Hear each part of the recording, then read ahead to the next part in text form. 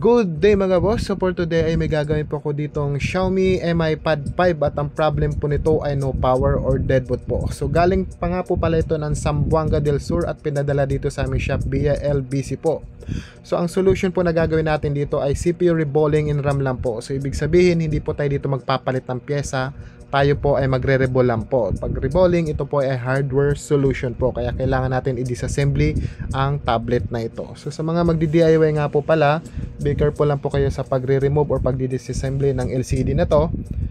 Dahil pwede po ito mabasag. So madali lang naman tanggalin ang LCD nito, pero doble ingat na rin po para hindi po ma-damage ang LCD. So tatanggalin natin ang motherboard dahil nandun po ang kanyang CPU and RAM. So nakikita po nito dito sa video na nire-remove ko ng kanyang motherboard upang maumpisa na natin gawin. So ang mga dahilan nga po pala nito sa mga nagtatanong kung bakit po nade-deadboot or namamatay, dahil po ito sa overuse, umiinit na, di pa pinapahinga, ginagamit na naka-charge, at syempre lalong lalo na yung mga owner na mahihilig po talaga sa games. Malalakas po kasi uminit ito, kaya nagkukos po ng pagkaroon ng malfunction ng CPU at nagde-deadboot or nagno-no power. Yung iba naman auto restart pero CPU problem pa rin po yun. So bago natin tanggalin ang CPU and RAM, kailangan po natin i-remove ang kanyang mga black shield upang ma-remove natin ang maayos. So ito na po yung kanyang CPU and RAM. So take note nga po pala, nakapatong po pala ang RAM sa CPU. Kaya ang una po nating tatanggalin dito ay ang kanyang RAM. So nakikita po nito sa video na tinatanggal ko na po dito ang kanyang RAM. So ito po yung RAM niya, yung nasa ibaba po, yung natanggal po natin. So yan po. Yan po ang kanyang RAM. Then isusunod naman po natin dito ay ang kanyang CPU. Ito na po yung CPU sa ilalim po. So sa mga gagawa po nito or sa mga gustong sumubok or mag-DIY, be careful nga po pala kayo sa paggamit ng heat ng inyong hot air, dahil hindi naman po pwedeng sobrang init na yung hot air dahil ma-overheat po ang inyong CPU. At kapag na-overheat po yan, pwede po yung ma-damage. Kapag nasira ng CPU, hindi na po yan magagawa or hindi na po mabubuhay. So masela ng CPU, kaya ingatan nyo po ito na hindi po ma-damage or pumalya ang CPU dahil sa sobrang init. And after po natin ma-remove ang CPU, kailangan po natin i-cleaning at linisin at tanggalin po talaga ang black shield na to, dahil kung di po yan malinis or hindi yan ma-remove, hindi po lalapat ang maayos ang CPU niyan. So kailangan flat at pantay po talaga ang kanyang PCB, itong paglalapagan ng CPU natin dito. So nga po pala, meron din kami mga tutorial nito na naka-upload po sa aming YouTube channel na Gadget Site, TikTok and Facebook page po. Naka-upload po lahat namin mga tutorial. At sa mga gusto naman po pala magpagawa, pwede po kayong mag-walk-in sa aming shop. Pwede nyo po yan hintayin at panoorin nyo po sa amin habang ginagawa po namin.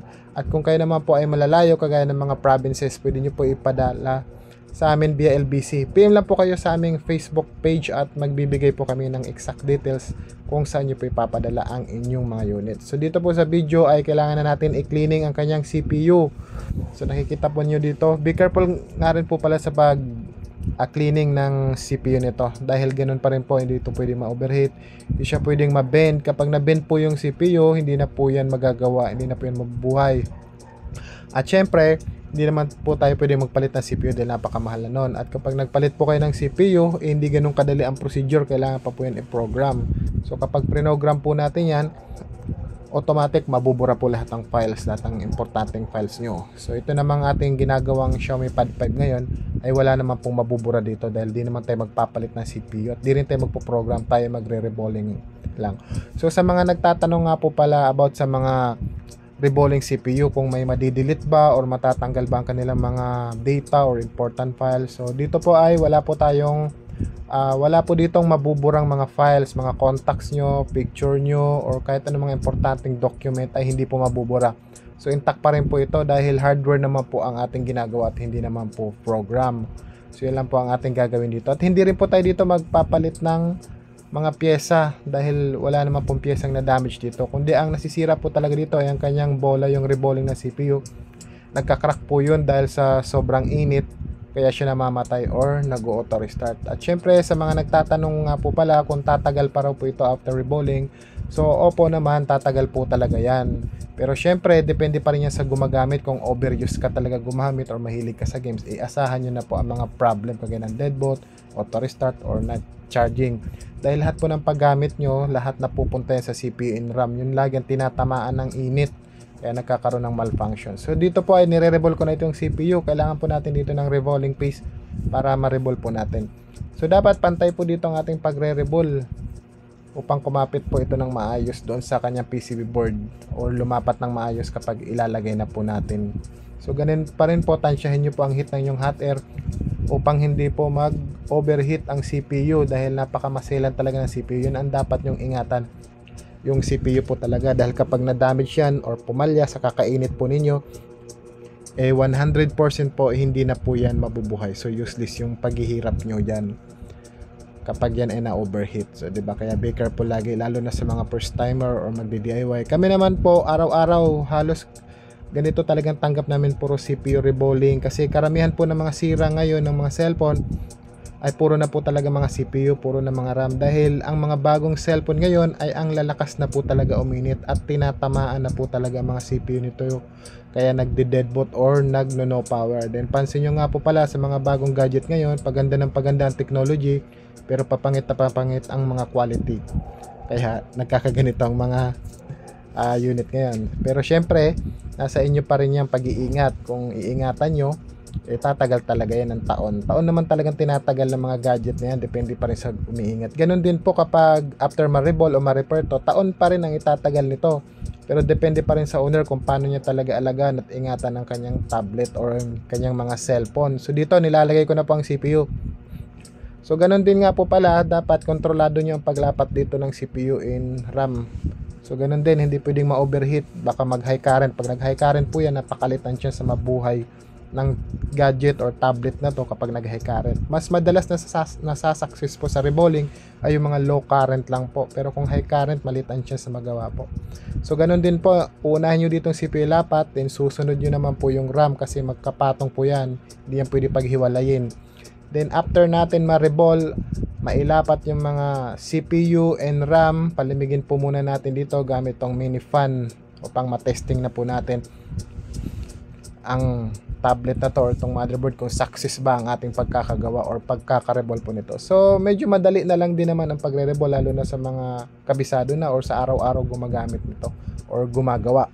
Gaya namin na araw-araw ganitong tanggap namin, so medyo madali, mga 30 to 40 minutes natatapos na rin naman po talaga ito. Mas maganda kung mas mabilis matapos ang pagre-reball nito para hindi po na-overheat yung mga pyesa. So malaki ang chance na magawa lagi kapag mas mabilis po siya magawa, kasi hindi mo na ulit-ulitin o hindi napapatagal ang pag-init. So dahil tapos ko na nga po pala ito ma-reball, ma-repair, ibabalik ko na po ito dito sa kanyang housing or frame, itong motherboard, upang matesting na po natin kung success ba ang ating pagkaka-rebolling nito. Pero syempre, malaki naman ang chance magawa pa ito dahil hindi pa naman talaga ito masyado palyado ang CPU. So yan, ikabit na po natin ang kanyang LCD. Then after natin maikabit ito, susubukan natin kung magpa-power on na to. Na-stack na rin nga po pala ito dahil sa kakapadala sa IBC, ilang days din doon. Sigurado low bat to. Then ayan, charge na natin. At nagpakita na nga ang display niya, ngunit low bat. So i-charge muna natin ito upang testing natin. Then power on na po natin ngayon. Yan na, may MI logo na po. So ibig sabihin po is 100% success po ang ating pagkakareball sa Xiaomi Pad 5 na to. At syempre walang mabawalang files, yan po, nakapassword po siya. So yun lang mga ma'am and sir, ang ginawa natin ngayon, Xiaomi Pad 5 from Zamboanga del Sur. So deadboot problem, na charging, no power. So yun lang po ang ating ginawa, wala po tayong pinalitan na pyesa, tayo po yung nagreball. Sa mga magpapagawa dyan, punta lang po kayo sa aming shop or ipadala nyo po sa amin via LBC. And then dahil tapos na to, ipapadala ko na po ito pabalik sa owner sa Zamboanga upang magamit na po niya. So shoutout nga po pala sa owner nito, thank you for trusting ma'am.